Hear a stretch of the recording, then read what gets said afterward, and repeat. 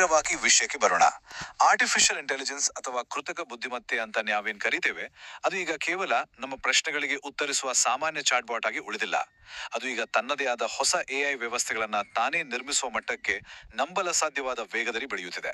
ಇಂದಿನ ಈ ವಿಶೇಷ ವಿಶ್ಲೇಷಣೆಯಲ್ಲಿ ಈ ಸೂಪರ್ ಇಂಟೆಲಿಜೆನ್ಸ್ ಅಥವಾ ಅತಿ ಮಾನುಷ್ಯ ಬುದ್ಧಿಮತ್ತೆ ಅಸಲಿಗೆ ಹೇಗೆ ಕೆಲಸ ಮಾಡುತ್ತದೆ, ಇದರಿಂದ ಮನುಕುಲಕ್ಕೆ ಆಗುವ ಅದ್ಭುತ ಲಾಭಗಳೇನು ಮತ್ತು ಅದೇ ಹೊತ್ತಿಗೆ ಎದುರಾಗುವ ಆಘಾತಕಾರಿ ನಷ್ಟಗಳೇನು ಅನ್ನೋದನ್ನ ನಾವು ಆಳವಾಗಿ ನೋಡಲಿದ್ದೇವೆ. ಮುಖ್ಯವಾಗಿ ಈ ಇಡೀ ಭವಿಷ್ಯದ ಚಿತ್ರಣದಲ್ಲಿ ಮನುಷ್ಯನ ಪಾತ್ರ ಏನಾಗಿರುತ್ತದೆ ಅನ್ನೋದನ್ನ ನಾವು ಅರ್ಥ ಮಾಡ್ಕೊಳ್ಳೇಬೇಕು. ಓಪನ್ ಎಐ ಮತ್ತು ಆಂಥ್ರೋಪಿಕ್ ನಂತಹ ದೈತ್ಯ ಎಐ ಕಂಪನಿಗಳು ನೀಡಿರುವ ಈ ಕಠಿಣ ಎಚ್ಚರಿಕೆಯನ್ನೊಮ್ಮೆ ಗಮನಿಸಿ. ಅವರು ಇದೇನೋ ಒಂದು ಸಾಮಾನ್ಯ ಸಾಫ್ಟ್ವೇರ್ ಅಪ್ಡೇಟ್ ಎಂದು ಹೇಳುತ್ತಿಲ್ಲ, ಬದಲಾಗಿ ಇದು ಮಾನವ ಇತಿಹಾಸದ ಅಸ್ತಿತ್ವವನ್ನೇ ಬದಲಾಯಿಸಬಲ್ಲ ಅತ್ಯಂತ ಮಹತ್ವದ ಘಟ್ಟ ಎನ್ನುತ್ತಿದ್ದಾರೆ. ಯೋಚಿಸಿ, ನಾವು ಸೃಷ್ಟಿಸುತ್ತಿರುವ ಈ ಬೃಹತ್ ಶಕ್ತಿಯನ್ನು ಸರಿಯಾಗಿ ನಿರ್ವಹಿಸದೆ ಹೋದರೆ ಮುಂದೊಂದು ದಿನ ಈ ಇಡೀ ಪ್ರಪಂಚದ ಚಿತ್ರಣದಲ್ಲಿ ಮನುಷ್ಯನ ಪಾತ್ರವೇ ಇಲ್ಲವಾಗುವ ಬಹುದೊಡ್ಡ ಅಪಾಯವಿದೆ ಅನ್ನೋದನ್ನ ಈ ಮೂಲಗಳು ಅತ್ಯಂತ ಸ್ಪಷ್ಟವಾಗಿ ಎಚ್ಚರಿಸುತ್ತಿವೆ. ಹಾಗಾದ್ರೆ ಇಲ್ಲಿನ ಅತಿ ಮುಖ್ಯವಾದ ಅಂಶವೆಂದರೆ ಈ ಆರ್ಟಿಫಿಷಿಯಲ್ ಸೂಪರ್ ಇಂಟೆಲಿಜೆನ್ಸ್ ಅಥವಾ ಎಎಸ್ಐ ಅಂದರೆ ನಿಖರವಾದಿ ಏನು ಅನ್ನೋದನ್ನ ಅರ್ಥ ಮಾಡಿಕೊಳ್ಳುವುದು. ಇದಿನ್ನು ಕಾಲ್ಪನಿಕ ಸ್ಥಿತಿಯಲ್ಲೇ ಇದ್ರೂ ಇದು ನಿಮ್ಮೆಲ್ಲರ ಬುದ್ಧಿಶಕ್ತಿಯನ್ನು ಮೀರಿದ ಒಂದು ಅಗಾಧವಾದ ವ್ಯವಸ್ಥೆ.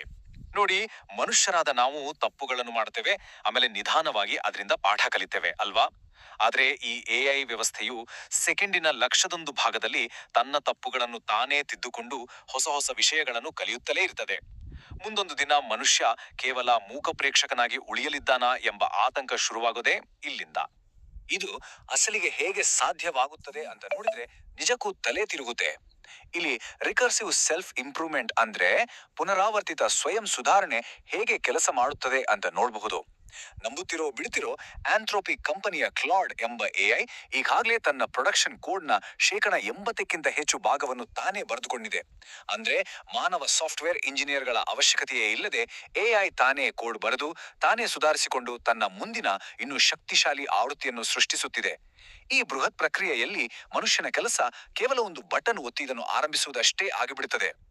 ಆದರೆ ಈ ಸೂಪರ್ ಇಂಟೆಲಿಜೆನ್ಸ್ ಬೆಳೆಯುವ ಹಾದಿ ನಾವು ಅಂದ್ಕೊಂಡಷ್ಟು ಸುಲಭವಲ್ಲ. ಇಲ್ಲೊಂದು ಅತಿ ದೊಡ್ಡ ಭೌತಿಕ ತಡೆಗೋಡೆ ಇದೆ, ಅದೇ ಮೆಮೊರಿ ವಾಲ್. ಎಐ ಏನೋ ವಿಪರೀತ ವೇಗದಲ್ಲಿ ಬೆಳೆಯುತ್ತಿದೆ, ಆದ್ರೆ ನಮ್ಮ ಬಳಿ ಇರುವ ಕಂಪ್ಯೂಟರ್ ಹಾರ್ಡ್ವೇರ್ಗಳು ಆ ವೇಗಕ್ಕೆ ತಕ್ಕಂತೆ ಡೇಟಾವನ್ನು ರವಾನಿಸಲು ಅಕ್ಷರಶಃ ಒದ್ದಾಡುತ್ತಿವೆ. ಪ್ರೊಸೆಸರ್ ಮತ್ತು ಮೆಮೊರಿ ನಡುವೆ ಡೇಟಾ ವರ್ಗಾಯಿಸುವ ಈ ಪ್ರಕ್ರಿಯೆಯಲ್ಲಿ ವಿಪರೀತ ಶಕ್ತಿ ವ್ಯಯವಾಗುತ್ತಿದೆ.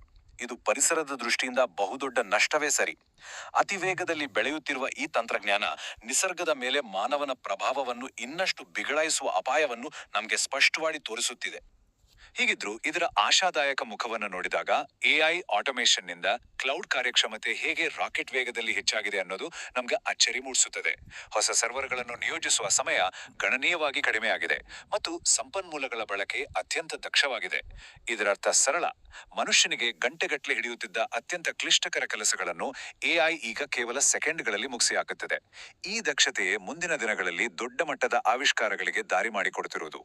ಇಡೀ ಚಿತ್ರಣದಲ್ಲಿ ಸೂಪರ್ ಇಂಟೆಲಿಜೆನ್ಸ್ ನಿಂದ ಮನುಷ್ಯನಿಗೆ ಆಗುವ ಉಪಯೋಗಗಳ ಬಗ್ಗೆ ಯೋಚಿಸಿದ್ರೆ ಖಂಡಿತ ಮೈ ಜುಮ್ಮನ್ನುತ್ತೆ. ಒಮ್ಮೆ ಊಹಿಸ್ಕೊಳ್ಳಿ, 10,000 ಜನರ ಒಂದು ದೊಡ್ಡ ಸಂಸ್ಥೆ ಮಾಡುವ ಕೆಲಸವನ್ನು ಕೇವಲ 100 ಜನ ಎಐ ಸಹಾಯದಿಂದ ಸಲೀಸಾಗಿ ಮಾಡಬಹುದು. ಇದರಿಂದ ಮನುಷ್ಯನ ಉತ್ಪಾದಕತೆ 100 ಪಟ್ಟು ಹೆಚ್ಚಾಗ್ತದೆ. ಅಷ್ಟೇ ಅಲ್ಲ, ಹವಾಮಾನ ಬದಲಾವಣೆಯಂತಹ ಜಾಗತಿಕ ಸಮಸ್ಯೆಗಳನ್ನು ಬಗೆಹರಿಸಲು ಮತ್ತು ಹೊಸ ಜೀವರಕ್ಷಕ ಔಷಧಿಗಳನ್ನು ಕ್ಷಿಪ್ರವಾಗಿ ಕಂಡುಹಿಡಿಯಲು ಎಐ ನಮಗೆ ಊಹೆಗೂ ನಿಲುಕದ ರೀತಿಯಲ್ಲಿ ಸಹಾಯ ಮಾಡುತ್ತದೆ. ಮಾನವನ ಒಳಿತಿಗಾಗಿ ಇದು ನಿಜಕ್ಕೂ ಒಂದು ಸಂಜೀವಿನಿ. ಆದರೆ ಎಲ್ಲಿ ಬೆಳಕಿದೆಯೋ ಅಲ್ಲಿ ನೆರಳು ಇರಲೇಬೇಕಲ್ವಾ? ಲಾಭಗಳ ಜೊತೆಗೆ ಭೀಕರ ನಷ್ಟಗಳೂ ಇವೆ. ಒಂದು ಕಡೆ ಡಿಜಿಟಲ್ ಅಪಾಯಗಳು. ಎಐ ವ್ಯವಸ್ಥೆಗಳು ಸಂಪೂರ್ಣವಾಗಿ ನಮ್ಮ ನಿಯಂತ್ರಣ ತಪ್ಪಿ ಭೀಕರ ಸೈಬರ್ ದಾಳಿಗಳಿಗೆ ಕಾರಣವಾಗಬಹುದು ಎಂದು ತಜ್ಞರು ಎಚ್ಚರಿಸುತ್ತಲೇ ಇದ್ದಾರೆ. ಮತ್ತೊಂದು ಕಡೆ ಭೌತಿಕ ಅಪಾಯಗಳು. ಈ ಬೃಹತ್ ಎಐ ಡೇಟಾ ಸೆಂಟರ್ಗಳನ್ನು ದಿನದ 24 ಗಂಟೆಯೂ ತಂಪಾಗಿಡಲು ಲಕ್ಷಾಂತರ ಲೀಟರ್ ನೀರು ಮತ್ತು ಭಾರೀ ಪ್ರಮಾಣದ ವಿದ್ಯುತ್ ಬೇಕೇ ಬೇಕು. ಇದರಿಂದ ನೀರಿಗೆ ಹಾಹಾಕಾರ ಶುರುವಾಗಬಹುದು. ಮಾನವನ ನಿಯಂತ್ರಣದ ಕೊರತೆ ಮತ್ತು ನೈಸರ್ಗಿಕ ಸಂಪನ್ಮೂಲಗಳ ನಾಶ, ಇವೆರಡನ್ನು ನಾವು ಅತ್ಯಂತ ಜಾಗರೂಕತೆಯಿಂದ ನಿಭಾಯಿಸಲೇಬೇಕಾದ ಅನಿವಾರ್ಯತೆ ಈಗ ಎದುರಾಗಿದೆ. ಈ ಎಲ್ಲ ಲಾಭ ಮತ್ತು ನಷ್ಟಗಳನ್ನು ನೋಡಿದಾಗ ನಮ್ಮನ್ನು ಕಾಡುವ ಅತಿದೊಡ್ಡ ಪ್ರಶ್ನೆ ಅಂದ್ರೆ, ಎಐ ತಾನೇ ಸ್ವತಃ ಯೋಚಿಸಿ ಕೋಡ್ ಬರೆದು ಪ್ರಯೋಗಗಳನ್ನು ಮಾಡಿ ಫಲಿತಾಂಶವನ್ನು ನಮ್ಮ ಮುಂದಿಡುತ್ತದೆ ಎಂದಾದರೆ ನಮ್ಮ ನಿತ್ಯದ ಕೆಲಸವೇನು? ಮನುಷ್ಯರ ನಡುವಿನ ಪರಸ್ಪರ ಸಹಕಾರ, ಕಷ್ಟಪಟ್ಟು ಒಟ್ಟಾಗಿ ಕೆಲಸ ಮಾಡುವ ಅನುಭವ ಇವೆಲ್ಲವೂ ಕಣ್ಮರೆಯಾಗುತ್ತಿವೆಯೇ? ಈ ಸೂಪರ್ ಇಂಟೆಲಿಜೆನ್ಸ್ ಯುಗದಲ್ಲಿ ಮನುಷ್ಯನ ಸ್ಥಾನ ಕೇವಲ ಒಂದು ಮೂಲೆಗೆ ಸೀಮಿತವಾಗಲಿದೆಯಾ ಅನ್ನೋದನ್ನ ನಾವಿಂದು ಗಂಭೀರವಾಗಿ ಆಲೋಚಿಸಬೇಕಿದೆ. ಗಾಬರಿಯಾಗಬೇಡಿ, ಮನುಷ್ಯನ ಪಾತ್ರವೇನು ಸಂಪೂರ್ಣವಾಗಿ ಅಳಿಸಿ ಹೋಗುವುದಿಲ್ಲ, ಬದಲಾಗಿ ಅದು ಹೊಸ ರೂಪ ಪಡೆಯುತ್ತದೆ. ಇನ್ನು ಮುಂದೆ ಮನುಷ್ಯ ಸ್ವತಃ ಕೋಡ್ ಬರೆಯುವ ಕೇವಲ ಒಬ್ಬ ಕಾರ್ಮಿಕನಾಗಿ ಉಳಿಯುವುದಿಲ್ಲ, ಬದಲಾಗಿ ಎಐಗೆ ಯಾವ ಗುರಿ ನೀಡಬೇಕು, ಅದು ತಂದ ಫಲಿತಾಂಶ ಸರಿಯಾಗಿದೆಯಾ, ಅದರದ್ದು ನೈತಿಕತೆ ಇದೆಯಾ ಎಂದು ವಿಮರ್ಶಿಸುವ ಮತ್ತು ಮಾರ್ಗದರ್ಶನ ನೀಡುವ ಬಹುದೊಡ್ಡ ಜವಾಬ್ದಾರಿ ನಮ್ಮದಾಗ್ತದೆ. ಅಂದ್ರೆ ಎಐ ಒಂದು ಅತಿವೇಗದ ವಾಹನವಾದರೆ ಅದರ ಸ್ಟೀರಿಂಗ್ ವೀಲ್ ಖಂಡಿತವಾಗಿಯೂ ಮಾನವನ ಕೈಯಲ್ಲೇ ಇರಬೇಕು ಎಂಬುದು ಇಲ್ಲಿನ ಪ್ರಮುಖ ಆಶಯ. ಅಂತಿಮವಾಗಿ 1950ರಲ್ಲಿ ವಿಜ್ಞಾನಿ ಆಲನ್ ಟ್ಯೂರಿಂಗ್ ಹೇಳಿದ ಒಂದು ಅದ್ಭುತ ಮಾತು ಈಗಲೂ ಅಕ್ಷರಶಃ ಸತ್ಯ. ವಯಸ್ಕ ಮೆದುಳಿನನ್ನು ಸೃಷ್ಟಿಸುವ ಬದಲು ಒಂದು ಮಗುವಿನ ಮೆದುಳನ್ನು ಸೃಷ್ಟಿಸಿ ಅದಕ್ಕೆ ಶಿಕ್ಷಣ ನೀಡಬೇಕು ಎಂದಿದ್ರು. ನಾವೀಗ ಮಾಡುತ್ತಿರುವುದು ಅದನ್ನೇ.